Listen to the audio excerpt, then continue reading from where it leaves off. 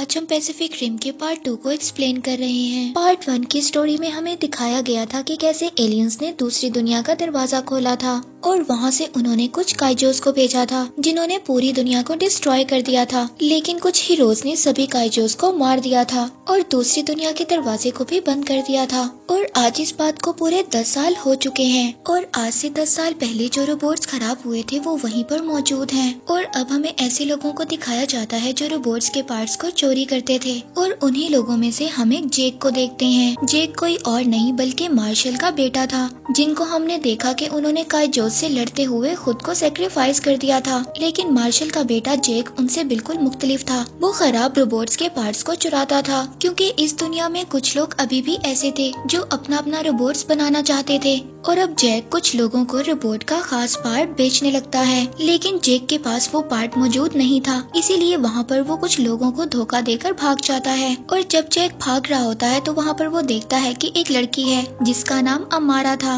और ये लड़की अमारा भी जेक की तरह रोबोट्स के पार्ट्स को चुराया करती थी। और अब अमारा ने उस रोबोट के पार्ट को चुरा लिया था जिसको जेक यहाँ पर चुराने के लिए आया था। लेकिन जेक किसी तरह से अमारा का पीछा करते हुए उसकी वर्कशॉप तक पहुँच जाता है और यहाँ पर वो आकर देखता है कि अमारा ने एक रोबोट तैयार किया है जिसको एक सिंगल पायलट ही चला सकता है। और वहीं पर जेक को अमारा मिलती है। जेक अमारा को बोलता है कि तुम्हें इस रोबोट को बेच देना चाहिए। इससे पहले अमारा उसे कुछ कहती, लेकिन वहीं पर सिक्योरिटी के कुछ लोग आ जाते हैं जो आज भी बड़े बड़े रोबोट्स बनाया करते थे कि अगर एलियंस ने कभी अटैक किया तो वो दोबारा उन रोबोट्स की मदद से उन पर अटैक कर सकें। और इससे पहले ये सिक्योरिटी अमारा और जेक को अरेस्ट करती, अमारा अपने रोबोट में बैठ जाती है और उसके साथ जेक भी बैठ जाता है और ये लोग सिक्योरिटी के सामने से दरवाजा तोड़कर निकल जाते हैं। लेकिन वहीं पर इनके सामने एक बहुत बड़ा रोबोट आ जाता है। अब ये दोनों उस रोबोट से बचने की बहुत कोशिश करते हैं, पर वो रोबोट इन्हें एक इलेक्ट्रिक शॉक देकर बेहोश कर देता है। और इसके बाद अब इन दोनों को जेल भेज दिया जाता है। और अब जेल में जेक से माँ को बात करती है। माँ को वही लड़की थी जिसको मार्शल ने अडॉप्ट किया था,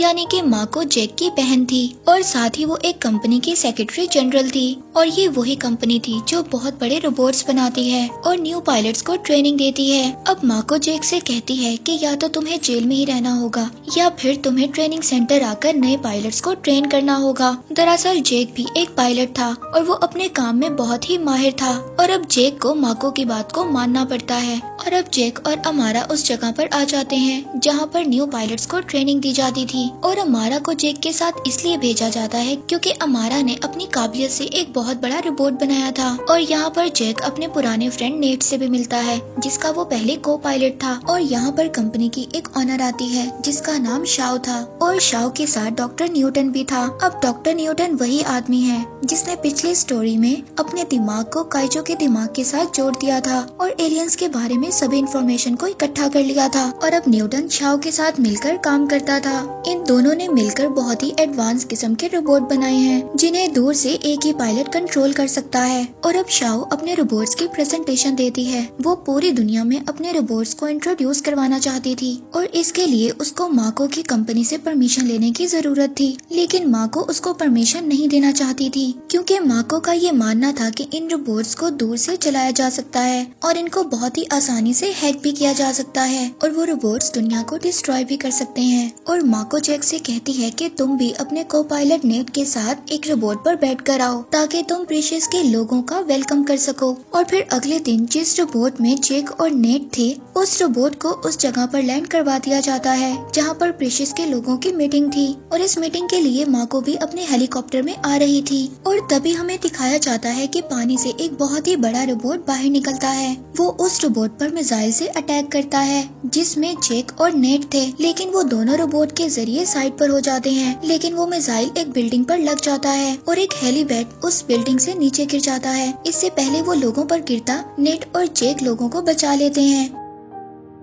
और अब वो रोबोट उस हेलीकॉप्टर पर अटैक करने वाला था जिसमें माँ को बैठी थी। तभी जेक और नेट उस रोबोट पर अटैक करते हैं जिससे उस रोबोट का निशाना हट जाता है। और अब जेक और नेट के रोबोट और दूसरे रोबोट के दरमियान में फाइट होती है। तभी जेक अपने रोबोट में बैठा देखता है कि जिस हेलीकॉप्टर में माको है वो क्रैश होने वाला है। और अब वो भागता हुआ रोबोट के जरिए उस हेलीकॉप्टर तक जाता है और जेक उस हेलीकॉप्टर को नहीं पकड़ पाता और वो नीचे गिरकर क्रैश हो जाता है। और जेक की बहन माको उस प्लेन के क्रैश होने की वजह से मर जाती है। और अब वो रोबोट जो पानी से निकला था वो देखता है कि आसमान पर कुछ और रोबोट्स भी आ गए हैं जो उससे फाइट करना चाहते हैं। इसीलिए वो रोबोट फिर से पानी के अंदर चला जाता है। और अब जैक अपनी बहन माको के मरने की वजह से बहुत ही ज्यादा उदास हो गया था और उसको पता चलता है कि माको ने मरने से पहले एक लोकेशन को भेजा था। और फिर जब वो कंपनी के लोग उस लोकेशन को डिकोड करते हैं तो उन्हें पता चलता है कि ये लोकेशन एक रशिया में है जहाँ पर कुछ नए रोबोट्स को बनाया जाता है। और दूसरी तरफ हमें शाओ कंपनी को दिखाया जाता है जो अपने रोबोट्स को पूरी दुनिया में इंट्रोड्यूस करवाना चाहते थे और अब उन्हें इस बात की परमिशन भी मिल जाती है। पर अभी इन्हें अपने रोबोट्स को पूरी तरह से तैयार करना था। इसीलिए शाओ न्यूटन को ये ऑर्डर देती है कि उसे 48 घंटों में सभी रोबोट्स को तैयार करना होगा। और अब न्यूटन सभी रोबोट्स को वहाँ पर तैयार करने लगता है। और यहाँ पर हमें न्यूटन के बारे में एक बात पता चलती है कि उसके पास आज भी एक काइजो का दिमाग है जो कि पूरी तरह से एक्टिव है और आज भी वो काइजो के दिमाग से अपने दिमाग को जोड़ता है ताकि वो एलियंस के बारे में ज्यादा से ज्यादा इंफॉर्मेशन को कलेक्ट कर सके।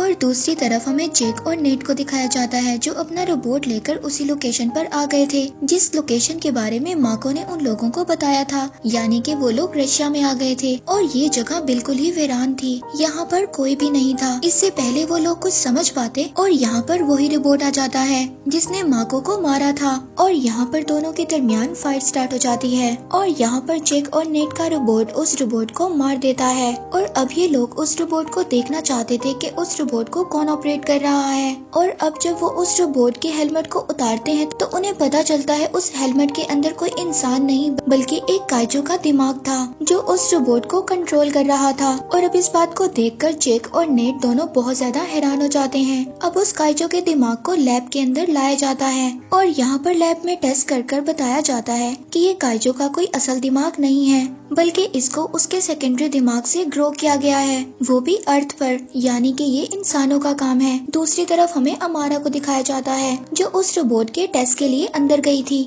और यहाँ पर अमारा को पता चलता है कि इस रोबोट को उसी कंपनी ने बनाया है जो पूरी दुनिया को ऑटोमेटिक रोबोट सप्लाई करने वाले हैं, यानी कि इस रोबोट को शाओ कंपनी ने बनाया है। और अब अमारा ये सारी इन्फॉर्मेशन जैक को दे देती है। और दूसरी तरफ हमें शाओ कंपनी को दिखाया जाता है जिसने अपने सभी रोबोट्स को लॉन्च कर दिया था और यहाँ पर शाओ कंपनी के जितने भी रोबोट्स थे वो पूरी तरह से बदलने लग जाते हैं क्योंकि इन रोबोट्स के अंदर कोई और नहीं बल्कि काइजो का दिमाग था और इन रोबोट्स को काइजो का दिमाग कंट्रोल कर रहा था। और अब शाओ कंपनी के जितने भी रोबोट्स थे वो काइजो रोबोट्स बन चुके थे और अब ये रोबोट्स पूरी दुनिया को डिस्ट्रॉय करना चाहते थे। वो हर सिटी में जाकर अटैक कर रहे थे। और दूसरी तरफ न्यूटन का एक साथी न्यूटन के पास जाता है जहाँ पर उसको पता चलता है कि न्यूटन का दिमाग अब काइजो कंट्रोल कर रहे हैं। जिस तरह हमें दिखाया गया था कि पिछली स्टोरी में न्यूटन ने अपने दिमाग को काइजो के दिमाग के साथ जोड़ा था और अब इसी तरह काइजो ने भी न्यूटन के दिमाग को अपने साथ जोड़ लिया था और अब न्यूटन के दिमाग को एलियंस ने पूरी तरह से अपने कंट्रोल में ले लिया था। और न्यूटन ने यहाँ पर जितने भी रोबोट्स बनाए थे वो सब काइजो ने ही बनवाए थे। और साथ ही हमें यहाँ पर ये बात भी पता चलती है कि माको के मरने के पीछे भी न्यूटन का ही हाथ था। न्यूटन ने ही उस रोबोट को तैयार किया था जिसमें काइजो का दिमाग था। उन काइजो एलियंस ने माको को इसलिए मरवाया था ताकि शाओ कंपनी को पूरी दुनिया में रोबोट सप्लाई करने की परमिशन मिल सके। और अब न्यूटन का साथी उसको सारे रोबोट्स को डीएक्टिवेट करने के लिए कहता है लेकिन न्यूटन अपने साथी को मना कर देता है। तभी वहाँ पर शाओ कंपनी की सीईओ शाओ आ जाती है। वो उसको गन से फायर करने लगती है लेकिन न्यूटन अपनी जान बचाकर वहाँ से भाग जाता है। और अब शाओ और न्यूटन का साथी दोनों मिलकर उन रोबोट्स को डीएक्टिवेट करने की कोशिश करते हैं। वहीं दूसरी तरफ रोबोट्स को दिखाया जाता है जिनके अंदर काइजो का दिमाग फिट है। वो पैसिफिक ओशन में जाकर उसी होल को दोबारा से खोलना चाहते हैं। दरअसल वो दूसरी दुनिया का दरवाजा एक बार फिर से खोलने की कोशिश कर रहे थे ताकि एक बार फिर से काइजो एलियंस इस अर्थ पर आ जाएं और इस अर्थ को पूरी तरह से डिस्ट्रॉय कर उस पर कब्जा कर लें। और अब एलियंस उस रास्ते उस पोर्टल को खोल देते हैं जहां से काइजो निकलना शुरू हो जाते हैं। वहीं दूसरी तरफ शाओ और उसके साथी को दिखाया जाता है जो दोनों मिलकर उन रोबोट्स को डीएक्टिवेट करने की कोशिश कर रहे थे। और अब शाओ इसमें कामयाब हो गई थी। जो पोर्टल खुल रहा था वो बंद हो जाता है। वो रोबोट्स डीएक्टिवेट हो जाते हैं लेकिन उस पोर्टल के बंद होने से पहले ही इस अर्थ पर 3 काइजो आ चुके थे और ये तीनों काइजो एलियंस बहुत ही ज्यादा खतरनाक थे। और ये तीनों एलियंस जापान में ज्वालामुखी की तरफ जा रहे थे। और न्यूटन का साथी इन सबको बताता है कि अगर काइजो का ब्लड उस ज्वालामुखी में गया तो वहाँ वहाँ से एक जहरीली गैस पैदा होगी और अर्थ पर रहने वाली हर वो चीज जो सांस लेती है बिल्कुल खत्म हो जाएगी और इसी तरह एलियंस पूरे अर्थ पर कब्जा कर लेंगे। और अब इन लोगों के पास 4 रोबोट्स बचे थे, लेकिन ये रोबोट्स पहले की तरह नहीं थे। ये कुछ ज्यादा ही पावरफुल थे क्योंकि ये रोबोट्स अब उड़ भी सकते थे। अब चारों रोबोट्स उस जगह पर पहुंच जाते हैं और अब रोबोट्स काइजो से फाइट करना स्टार्ट करते हैं। और ये सभी रोबोट्स इतने ज्यादा एडवांस थे कि ये काइजो को अपने सामने कमजोर कर देते हैं। और अब यहाँ पर सभी काइजोस हार गए थे। और जब न्यूटन इस बात को देखता है कि सभी काइजोस हार गए हैं, तो वो कुछ रोबोटिक पैरासाइट काइजोस की तरफ भेजता है। ये छोटे छोटे रोबोट्स थे जो उन काइजो एलियंस को एक साथ इकट्ठा जोड़कर एक बहुत ही बड़ा काइजो एलियन बना देते हैं। और अब ये काइजो एलियन इतना ज्यादा पावरफुल था कि ये तीनों रोबोट्स का बहुत अच्छे तरीके से मुकाबला करता है और ये सभी रोबोट्स को डैमेज कर देता है। और अब वो रोबोट जिसमें जेक और नेट थे, उस रोबोट को भी ये बुरी तरह से डैमेज कर देता है और नेट इस रोबोट में बुरी तरह से इंजर्ड हो जाता है। इसीलिए जेक अकेला इस रोबोट को नहीं चला सकता था और इसीलिए अब जेक का साथ देने के लिए अमारा आ जाती है। लेकिन जेक और अमारा के रोबोट में इतनी ज्यादा पावर नहीं थी कि उनका रोबोट उड़ सके। और दूसरी तरफ काइजो एलियन जो कि लगातार उस ज्वालामुखी की तरफ बढ़ रहा था, तभी दूसरी तरफ शाओ एक ऑटो रोबोट को कंट्रोल कर भेजती है जो हमने मूवी के स्टार्ट में देखा था, जो रोबोट अमारा ने बनाया था। उस रोबोट के पास एक थ्रस्टर था जो कि आसमानों की ऊंचाइयों तक पहुंच जाते हैं। और अब ये लगातार काइजो की तरफ जा रहे थे जो ज्वालामुखी की तरफ जा रहा था। और अब इन लोगों को अपने रोबोट को एक बॉम्ब की तरह यूज करना था। इससे पहले अब जेक और अमारा काइजो से टकराएं, उन्हें एक पोर्ट में बैठकर वहाँ से निकलना होगा, लेकिन उनका पोर्ट पूरी तरह से जैम हो जाता है। और दूसरी तरफ काइजो जो ज्वालामुखी तक आ गया था और उसको उस ज्वालामुखी तक जाने के लिए कुछ ही वक्त लगना था। और जो अमारा का छोटा रोबोट था, जिस रोबोट ने अमारा और जेक के रोबोट को कंट्रोल किया था, वो इनके रोबोट के अंदर एक होल कर देता है जिससे अमारा और जेक उस रोबोट से बाहर आ जाते हैं और इनका रोबोट एक बॉम्ब की तरह काइजो से टकरा जाता है, जिससे एक बहुत ही बड़ा ब्लास्ट हो जाता है और काइजो उस ब्लास्ट से मर जाता है और जेक और अमारा दोनों सेफ थे। वहीं दूसरी तरफ न्यूटन जब देखता है कि उसका प्लान पूरी तरह से खराब हो गया है, तो न्यूटन प्लान बी एक्टिवेट करने की कोशिश करता है। तभी पीछे से नेट आ जाता है जो कि उसे एक पंच मारता है जिससे न्यूटन बेहोश हो जाता है। अब ये लोग न्यूटन को अपने कब्जे में ले लेते हैं और न्यूटन का दिमाग अब भी एलियंस के कब्जे में था। वो न्यूटन के जरिए इन लोगों से कहते हैं कि हम लोग तुम्हें नहीं छोड़ेंगे और हम लोग दोबारा आएंगे, हम एक बार फिर से इस अर्थ पर अटैक करेंगे। और अब जेक न्यूटन से कहता है कि उन्हें कहना कि एलियंस को हमारे पास आने की जरूरत नहीं पड़ेगी, इससे पहले ही हम काइजो एलियंस को मिटा देंगे। और इसी के साथ ये मूवी यहीं पर एंड हो जाती है।